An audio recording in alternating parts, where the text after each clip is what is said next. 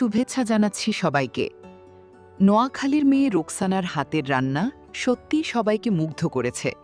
স্বাদ, ঘ্রাণ আর আন্তরিকতায় ভরা প্রতিটি খাবার যেন এনে দিয়েছে এক অন্যরকম ভালোবাসার অনুভূতি। যারা তার রান্না উপভোগ করেছেন তারা বলছেন ঘরের স্বাদ আর মায়ার ছোঁয়া যেন পাওয়া গেছে প্রতিটি পরিবেশনায়। দেশীয় ঐতিহ্য আর নিজস্ব স্বাদের সমন্বয়ে তৈরি তার খাবারগুলো উপস্থিত সবার মন জয় করে নিয়েছে। রোকসানার আন্তরিকতা এবং অতিথিপরায়ণতাও ছিল প্রশংসার যোগ্য। সুন্দর ব্যবহার আর ভালোবাসা দিয়ে তিনি সবাইকে আপন করে নিয়েছেন। অনেকেই তার রান্নার প্রশংসা করে বলেন, এমন স্বাদ সহজে ভোলার মতো নয়। আমরা দোয়া করি আল্লাহ রোকসানার হাতে আরও বরকত দিন এবং তার জীবনে সুখ, শান্তি ও সফলতা দান করুন।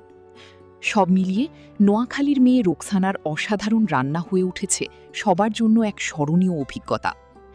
এই ছিল আজকের আয়োজনের বিস্তারিত। সবাই ভালো থাকুন, সুস্থ থাকুন। Reporter Hasina Akter, Dallas, Texas, যুক্তরাষ্ট্র। আমাদের সাথেই থাকুন।